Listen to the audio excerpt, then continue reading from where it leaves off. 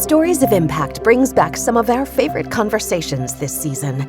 Today, we continue our series about how citizens can understand and heal polarization, with a conversation with Dr. Sean Westwood.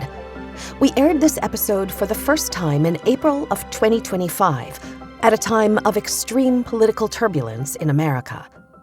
Dr. Westwood puts today's polarization in a historical and international context, and explains that while the gap between people on each side of the political aisle might be further than ever, most Americans share a deep respect for democracy. Welcome to Stories of Impact. In every episode, we travel the world to explore intersections of science and spirituality. I'm your host, writer Tavia Gilbert, and along with journalist Richard Sergey, every first and third Tuesday, we look through a new lens at old traditions, hear from new generations as they dream up innovative solutions, and learn new ways to make sense of modern life. This is Stories of Impact, the art and science of human flourishing. Usually, Stories of Impact brings you just that, stories. But today, we're offering a different take. When we spoke recently with Dr. Sean Westwood, Associate Professor of Government at Dartmouth College and the Director of the Polarization Research Lab, we knew we wanted to share the conversation with you as quickly as possible because it speaks so directly to the current moment. So let's jump right in. Here's Dr. Westwood. I study American politics and how partisan conflict manifests in the United States, its consequences, and its origins. What sparked his interest in the political science of partisan conflict? There were individuals in my peer group who were making judgments about others solely on partisanship. So, determining whether or not they wanted to have lunch with someone or spend time with them. And that seemed to be troubling to me, but perhaps indicative of a larger pattern. Obviously, it's the case that as an academic, sometimes we live in a bit of a bubble. So, I was really interested in if what I was observing was a larger phenomena in the country or just something that was happening among hyper-motivated partisans. And that really started the research projects that have led to where I am today. What is the picture of partisanship in America today? It is the case in the US that not everyone votes. And of those subset who do vote, not everyone affiliates as a partisan. So some will say that they're Democrats, some will say that they're Republicans. About 30% will say they're Democrats, about 25% will say they're Republicans. If you actually probe those independents, the vast majority, about 90%, will say, well, I'm closer to the Republican Party or I'm closer to the Democratic Party. And those 10% who say that they're independent and don't lean towards one party or the other tend to just be super disengaged folks. So partisanship you can just define as if you self-label as a Democrat or a Republican, but it's often the case when doing analysis or when looking at the data, you need to also group those who would say that they're independents, but who really behave like Democrats or Republicans. What's his definition of polarization? In terms of polarization, I think there are three general ways that you can think about it. So one is ideological. Do you take a position that is to the extreme left or to the extreme right, and are others on the other side of the aisle taking the inverse position? And is that growing over time? The second is affective. What affective polarization captures is the extent to which we see our party as good and the other party as bad, so that the distance between us isn't ideological disagreement, but it's emotional and much less logical. So the idea is that most Americans really just don't know much about politics. If you're to ask them on what side of the debate do Republicans fall on abortion, they're probably going to get that right. But if you're to ask them on what side of, let's say, land use do Democrats fall, they're probably going to get that wrong. So we're in a world where Americans don't know very much about policy, but at the same time have very strong tribalistic connections to their party. And then I think the third way of thinking about polarization is just cultural, right? Like, are we dividing on issues outside of the political domain? But I think that most meaningful at the moment is probably affective, because there's concern that affective polarization will motivate people to push back against democratic norms or engage in political violence or perhaps back away from the core principles of our country. To clarify, Dr. Westwood is referring to affective with an A, affective polarization. And what he means by that is So affect here is just capturing the emotional sentiment you have to groups that you belong and animosity that you have to groups that you don't belong. Humans, by nature, form tribal affiliations, and also by nature, we view those who are with us very positively and those who are against us as very negatively. And it can be as simple as if you're in New York and you pay attention to the Yankees, you're a Yankees fan, you're going to view other folks who also like the Yankees more positively and folks who don't like the Yankees as much more negatively. And it turns out that these kind of basic instincts apply to things much more insidious than just baseball or football or region. They apply to politics and religion and other things like that. So, what we're really focused on is how individuals came to hate the other side. This is a core investigation of Dr. Westwood's Polarization Research Lab. What has he discovered? We see in survey data that Americans hate the other side and seem to like their own side. We wanted to understand what are the consequences of that, right? So is it the case that this is just puffery? Is this just an attitude that people are expressing, or does it actually lead to negative outcomes? And more importantly, where does it come from, right? So how did we go from a country that in the 1970s was relatively indifferent towards the other side to a country where most Americans have very strong negative views of the other side? What is causing that change to manifest over time?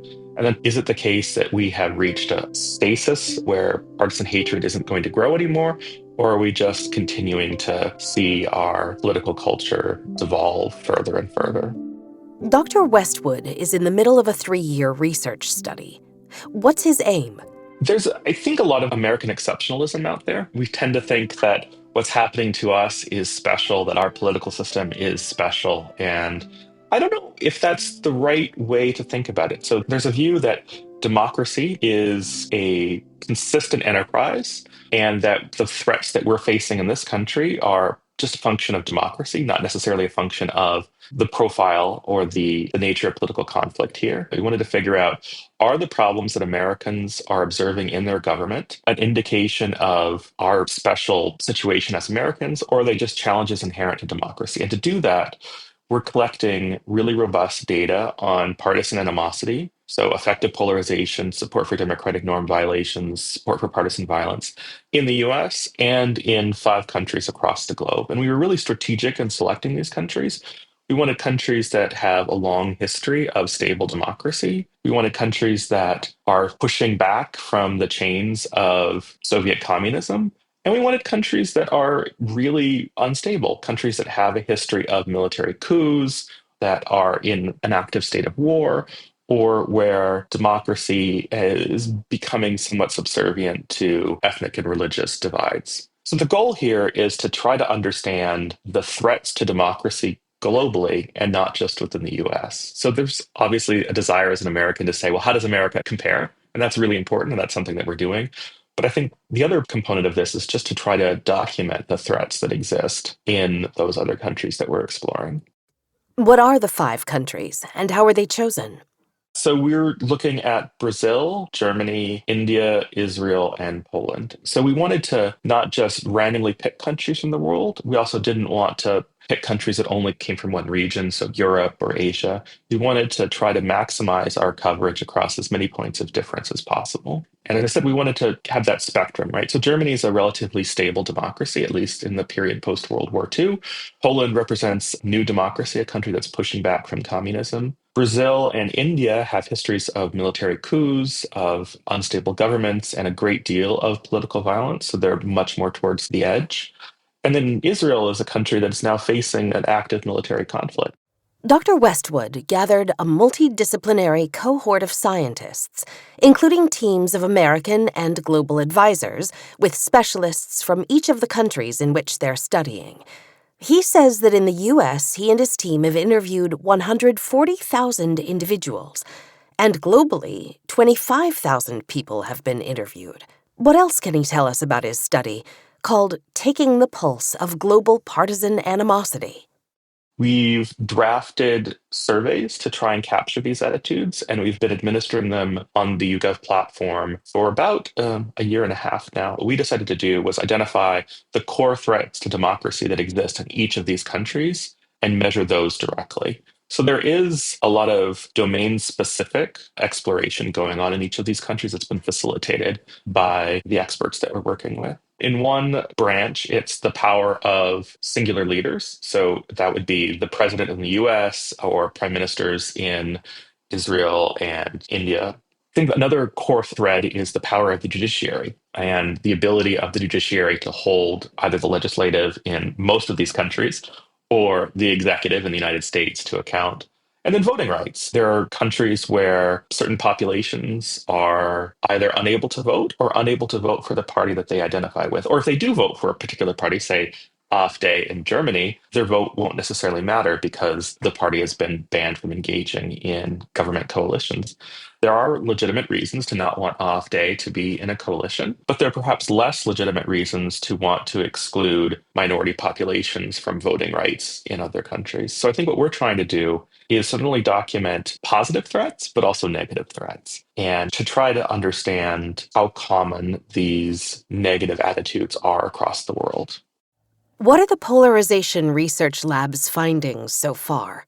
If you listen to American media, the expectation is that America is the worst. There have been a number of prominent research studies that now say that American government is no longer democratic. And it is certainly the case there are a lot of threats towards democracy in this country. I don't want to trivialize them. But if we think about threats to democratic norms and public support for threats to democratic norms, public support for democratic norm violations is much, much higher in other countries, especially countries that are much less stable. American public support is near the bottom. Germany's also doing quite well. So Germany and America seem to be relatively consistent in terms of public support of rejecting democratic norm violations. Yes, there is an American problem, but globally, thinking of India and Brazil and Poland, globally, the problem might even be far worse. It's a similar story for political violence. American support for political violence is very, very low relative to other countries that have regular kidnappings and assassination attempts, far more regular than what we see in the US, seem to have much higher support for partisan violence. So in terms of where we are as a country, I think there's a lot of room for optimism. If we're thinking about where the world is on support for democratic norm violations or support for political violence, I think there's a lot of room for concern. But America is going through enormous political turbulence at the moment. So what explains Dr. Westwood's optimism? Americans grew up with democracy, right? We've been fortunate enough to have had hundreds of years of successful democracy behind us. Whereas in other countries, there are reasonably large populations who've seen authoritarianism, who've seen communism, who've seen other forms of government, and who've seen rapid change in government. So I think that there is a sense of stability in this country that makes us more committed to democracy. The other thing that's quite important to note is that when it comes to support for democratic norm violations in the US specifically and globally, it is almost never the case that it's one specific party. I think in the US, one thing that gets perhaps pushed under the rug is that Democrats and Republicans both strongly support democracy, the citizenry at least strongly support democracy. And when it comes to support for norm violations, things like overturning court rulings made by justices appointed by the other party, or censoring the opposition, or removing polling places in areas dominated by the political opposition, those are minority views. And that's consistent for both Democrats and Republicans. I think the fundamental point, though, is that Americans aren't demanding anti democratic behavior. And we can see that in some more topical issues right now. Americans are not behind Doge. They're not behind Elon Musk. They're not behind a lot of what is transpiring in Washington right now. So it isn't the case that there's this demand for anti democratic attitude. It's, in fact, much more of a top down supply story where Americans are willing to tolerate politicians who are against democracy and are not selecting them because they're against democracy, but are selecting them for other reasons and tolerating their anti-democratic tendencies. And how important is that in terms of democratic versus anti-democratic forces? Americans aren't stupid. They know that Trump stands for some very troubling policy positions. But if you were to ask Trump voters, many of them will say, yes, I don't agree with that, but I think he's right on the economy, or I think he's right on immigration, or I think he's right on other policy areas. So it isn't that Americans are inattentive to what their leaders are doing. It's just that in making the voter calculus, they would much rather pick someone who agrees with them on their core policies, but may disagree on democracy. So the key then is to try and convince the public to vote on democracy, or even more importantly, to try and convince elites that democracy matters. So if you're in office now and you see that your voters will support you even if you push back against democracy, there are very little incentives for you to stand up to democracy. We need leadership to push back, right? We need leaders in both parties, in the House and the Senate, to stand up for democracy because the voters aren't going to be able to do it, certainly in any reasonable way in a responsive timeline. So it has to come top down. It has to be the case that our elected officials say democracy is what matters. What are the findings from the other 5 locations of the study, the takeaways about the leadership of those countries? I think a really interesting case is India because essentially the political divide is the religious divide. The ruling party, the BJP, is a Hindu nationalist party. So the leaders of that party are able to capitalize not only on political affiliation, but often also on religious affiliation, which makes it even more challenging to push back as a citizen in India. We have a similar phenomena in Israel where the political powers often align with religious factions. So I think that in the US, we're actually quite lucky because we've only got this one dimension separating us. We've only got politics. But in other countries where race or ethnicity or religion overlap with partisanship, it's even more challenging for the citizenry to push back or to select another candidate or to vote for another party. So, to a certain extent, I think that the path that Americans are on is perhaps easier to correct than the path that India is walking down. Does Dr. Westwood agree that religion is playing a bigger role than ever in American politics as well? So certainly religion is creeping much more into politics, but I think the key is that there are Catholics who are Republican and Catholics who are Democrat. There are Jewish folks who are Republican, there are Jewish folks who are Democratic. It isn't that there's this perfect sorting where everyone who identifies in one religion is in one party and everyone who identifies for another is in the other party. It is the case, though, that you're quite right. There is a growing sense of religious identity, especially among evangelical populations, that is moving towards the Republican Party. And that's been happening since Ronald Reagan in the 1980s. What have been some of the surprises of his study?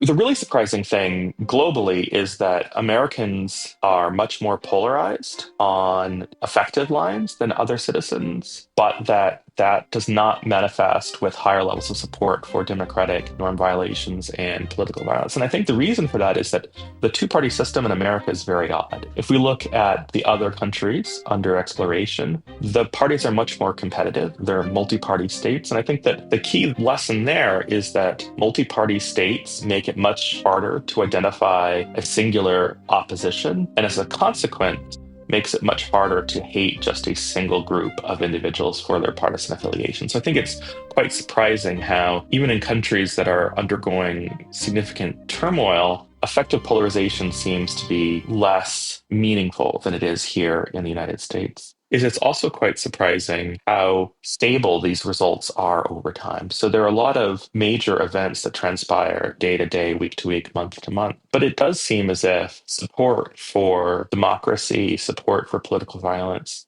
seems to be pretty stable, which suggests that Americans and Europeans and everyone in our data set, they're thinking about democracy with a much greater sense of principle and a much greater sense of cohesion than perhaps many might expect.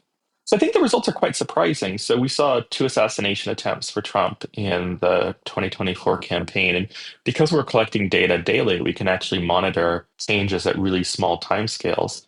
And we actually found the opposite, I think, of what most in the pundit class were worried about. We found that in response to the first assassination attempt, Republicans specifically did not grow to endorse violence. In fact, it was quite the opposite. Republicans became much less supportive of political violence, political murder especially, with it dropping to essentially zero. And that's not true just for Republicans, but also for MAGA Republicans. We also saw a strong sense of affiliation or identity with the Republican Party. So after the assassination attempt, Republicans became much more connected to the Republican Party, but didn't manifest anger towards the Democrats. We have evidence to suggest that the public is responsive to truly major events, but that it is not clear that the public is willing to escalate in response to major events. Now, that certainly could change in the future. That certainly could be the case moving forward. But at the moment, at least, it does seem as if there's not a desire to escalate in response to crisis. While Dr. Westwood has heard talk in the pundit class of a soft civil war going on in the U.S., he says he doesn't have any evidence of that. We have lone wolf individuals who are deeply troubled committing acts of political violence. The key thing that defines most of those folks is that they are not coordinating with any kind of hierarchy structure. They're acting on their own. So we don't see coordinated attacks against the government. We don't see coordinated attacks against political parties. And we don't see individuals who are otherwise rational deciding that they're going to commit acts of political violence. Now, of course, there are exceptions to this. We had January 6th. We've had a number of individuals who've committed acts of violence that are not motivated just by mental illness. But I think that the major events that define political conflict in this country are not violent. And when they are violent, are not coordinated. I think it's hard to reconcile with a world of a civil war or a soft revolution. It just seems to be isolated events without a cohesive overall narrative. How does the January 6th attack on the U.S. Capitol fit into his rubric? Dr. Westwood says January 6th is a really troubling event for two reasons. So the first is that it happened at all, and the second is how it's been rehabilitated or redefined in the period that followed. So there are a number of really prominent folks in the media who have successfully redefined the event, along with Donald Trump himself, as patriots protesting and supporting the country, and really do gloss over the deaths that occurred, the assaults that occurred, the property damage that occurred. So is January 6th an example of really troubling political violence? Yeah, absolutely. Is it an example of an isolated event that has not led to future events? I think also, yeah, absolutely. So there really was a risk that January 6th would have been more than what it was, that it would have manifested with conflict on the 7th, the 8th, the 9th, right? That there would have been extreme pushback against the government. There would be localized events across the country, but we just didn't see that. There was an effort to kidnap Gretchen Whitmer in Michigan, but that was stopped. And other than those two events, we have not seen any kind of coordinated attacks against our government institutions. So I think that January 6th was troubling, but it didn't become a watershed moment. It didn't become an inflection point where the public starts to become more violent. Would he call it an outlier? So I would call it an outlier in objective terms, but I don't think that I would want to use that term more publicly just simply because I think people would misinterpret it to suggest that it wasn't important. So I think it was very, very important, but it is not something that has happened with any regularity or something that I think is indicative of overall patterns in this country. So methodologically, intellectually, it's an outlier, but still one worthy of a lot of attention. What does the data reveal about the American experiment that prevented January 7th, 8th, 9th? We do find that between 1% and 2% of the American population is willing to support political violence, willing to stand behind political violence. But they're dispersed. There aren't clusters of these folks in Chicago or New York. We have lots of folks who are willing to support political violence, but they're in communities all across the country and aren't aware of one another. So there's really no ability to act in a coordinated way. I think that's really the primary explanation for why we didn't see further violence on the 7th and the 8th. A lot of the folks who showed up on January 6th did have some sense that they were going to question the election outcome, that they were going to march in the Capitol. But a lot of them were kind of sucked into the event, were drawn into the Capitol by others who were leading the assault. We just didn't have that kind of leadership emerging elsewhere. So I think that the biggest explanation is that these folks are diffuse and disconnected. Now, that of course does suggest that it is possible for them to come together, right? It is possible for them to grow some kind of hierarchy. It is possible for them to grow some kind of cell-based structure, but we just don't have that right now. Is the possibility of January 6th sort of violence present in the other places he's studied? There are much more organized groups in Germany, in Israel, and in India that have conducted political violence, thinking about AfD in Germany or fundamentalists in both Israel and India. And that poses, I think, a much more serious threat. And that's also recorded in the data. So in the US, we have 2% of Americans willing to support political violence. That number goes up to somewhere around 20% in India. So there are places where there is this coordination structure in place and where public support is much higher. And I think both of those things are a consequence of observing political violence, but also a cause of future political violence. So there's, I think, much more reason to be concerned globally about the threat that political violence poses and the willingness of the population to support political violence. By using other countries in his study, does it help Dr. Westwood understand the U.S. better? I think it does. I think it suggests two things that are really important. So, one is that we should be worried, but we shouldn't panic. Things are bad, but they're certainly not as bad as they could be. And I think the second thing is it really does highlight where things might head if we don't attenuate our more emotional tendencies and our willingness to engage in denigration of the opposition. So, there's a real concern that the United States could become more unstable and could follow in the path of political divides in these other countries. So I think it's both reassuring in suggesting that we're not there yet, but also potentially a sign of what might come.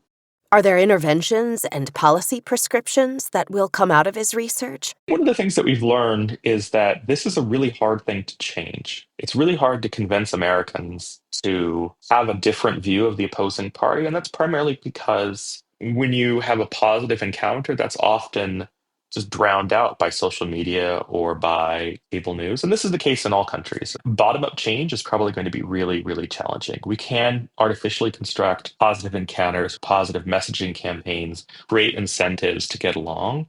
But the reality is the change is probably going to need to come top down. We're going to need to find ways to make our politicians more willing to stand for the principles of democracy, to not vilify the other party, to agree that in competitive democratic systems, there's going to be disagreement, there's going to be policy conflict, but that doesn't necessarily mean that those who disagree are immoral or unpatriotic or evil or whatever negative label you might want to ascribe. It's really the case that we need more positive messaging and leadership. It doesn't mean that we shouldn't try from the bottom up, but I think for the bottom up movements to have success, they need to co-occur with really healthy top down messaging. And that sounds almost impossible, right? Like in the current system, imagining leaders who are going to commit to civility. But we've seen it. There was a really prominent initiative run by the National Governors Association in the United States by Spencer Cox, who was the governor of Utah. And what they did is they brought together governors from the two parties and they engaged in messaging campaigns with their constituents to say, it's okay to disagree on policy. That's what America does. But that doesn't mean that we have to not like one another as people. And those messaging campaigns had positive effects. So there is a real chance for political leaders to step up. It's probably going to be at the state level. It's probably going to not be the leader of the BJP or the leader of the Democratic Party, the leader of the Republican Party, the leader of Likud. But you can imagine lower level politicians successfully demonstrating to Americans and the world what responsible democracy looks like. And the hope then would be that we're able to elevate those leaders who are really truly committing to democracy and maybe moving away from those who aren't. It just seems much more plausible as an initial step to try and do that at the local or the state level. But I don't think that it's impossible at the national level either. How does Dr. Westwood plan to make a concrete impact? We can do two things. So the first is that we can document the state of the problem and we can document that what's currently occurring isn't fixing the problem, right? So I think that that's a bit of a depressing thing, but it's certainly the case that we have a point of entrance to the debate. I think the second thing is that we are actually trying to promote data suggesting that elites are the cause of these negative attitudes, that elected officials are driving political conflict in this country, and that there's a subset of those elected officials who are especially responsible for that behavior. So by pointing that out, I think we can also show the American public, the global public, what is driving conflict. And as a consequence, perhaps show or explicate what kinds of leaders we should stand behind and what kinds of leaders we should move away from. So, in terms of concrete policy, I don't think that there's something that can be done in the legislature. I don't think there's something that can be done in official capacities of government. I think what needs to happen has to occur within parties and within informal institutions. So, just convincing the public that they have a false perspective of conflict at the elite level or that they have leaders who are not serving them is the path forward. How would Dr. Westwood rank American politics today compared to other periods of American history? There's a fundamental problem in trying to make empirical claims about the nature or the magnitude of partisan conflict in this country. We started seriously collecting these data in the 1970s. So we have this tendency to say that things are bad today relative to where they were in the 70s. But I don't think that accurately reflects the low points of our history.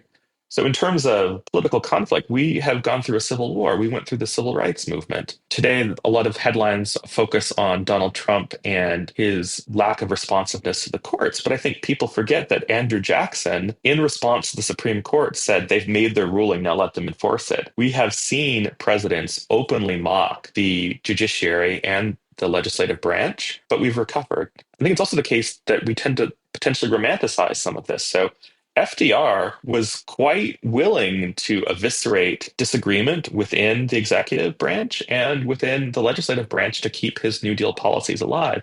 There is a lot of similarity between what happened in the New Deal and what is happening today with Doge. Now, obviously, to different ends for different political purposes, but I think that the overarching point here is that we've seen upheavals before. We've seen presidents ignore the courts. We've seen presidents gut the bureaucratic infrastructure of the executive and recovered. That doesn't mean that it's guaranteed to happen. But I think the really important point is that we shouldn't give up on democracy. We shouldn't see what's happening now as a coup or an unrecoverable constitutional crisis. That may very well happen, but we're not there yet. And if you want to keep voters engaged, if you want voters to try and mobilize and support future elections, you can't tell them that hope is lost. So I think that the most irresponsible thing that a politician could do right now is argue that democracy is over. I think what we want to do is very carefully and very rationally explain that democracy is under threat, but that there is still a democratic system in place. Don't give up. I think the other thing I would say is when it comes to political violence, we are nowhere near peak political violence. In the 1970s, there were eco terrorists, there were bombings, there were kidnappings and assassinations. So, yes, there has been an uptick in political violence over the last 10 or 20 years, but relative to the 1970s and the 1960s, even, things are not nearly as bad as they have been in points of our history. I'm not convinced that American government is insulated from non existence or democracy is so fixed that it won't be removed. But I'm still really optimistic about our future and our ability to recover. Where does this sense of resilience in America's democratic framework come from? Americans love America. Even though Americans may have limited trust in government, they may hate members of the other political party, they still love America. They think that America is a great country and it's a country worth protecting.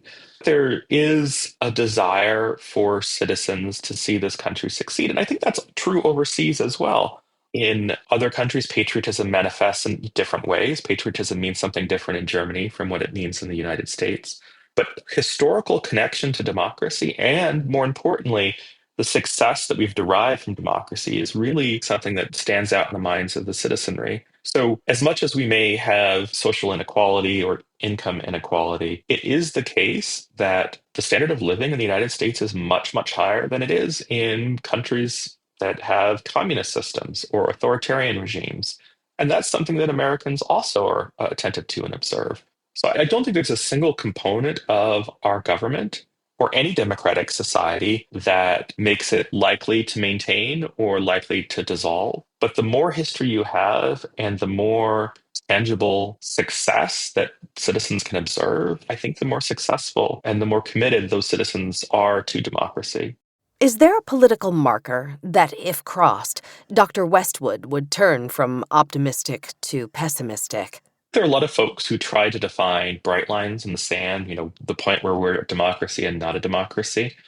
I think the only clear bright line for me is if we stop holding elections and if we stop free and open elections and we stop the transition of power. So if we didn't see free and open elections in 2026 or 2028, or if we didn't see a transfer of power in 2026, perhaps in the House, or 2028 in the presidency, the Senate, and maybe the House as well, then I would say that democracy is over.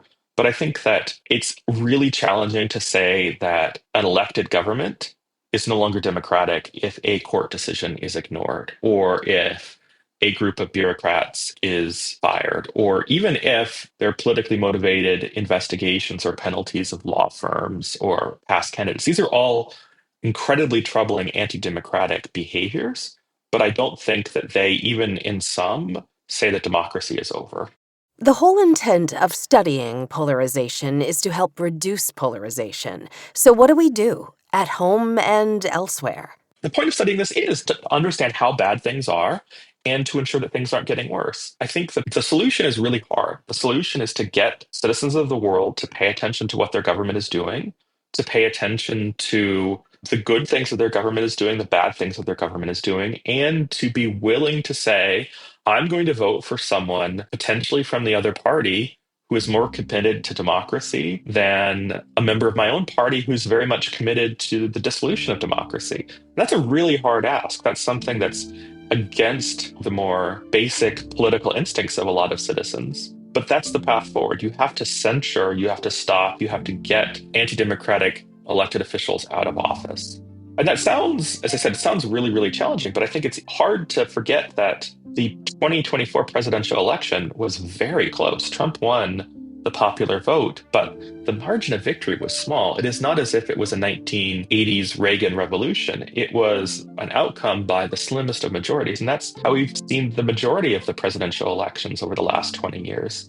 So you just have to get a small subset of the American population to see democracy as important. And I think that the key thing to note there is that the Democrats tried to run on a democracy platform, but they didn't explain it very well. They said, you need to vote for democracy. Democracy's on the ballot, which is well and good. That's probably true. But to get the public to pay attention to that, you have to explain why. You have to say that you need to vote for democracy so that your standard of living is maintained, so that your kids will have a better quality of life than you, so that your retirement is secure, so that inflation goes down. And if you're able to make those kinds of arguments, well-informed, careful arguments, I do think it is possible to convince a substantially large enough portion of the American public to commit to democracy that election outcomes in the future very well might flip to more pro-democratic candidates. And I don't think that that means, not voting for Republicans, voting for Democrats. I think that there are a lot of folks in both parties who are very strongly Democratic.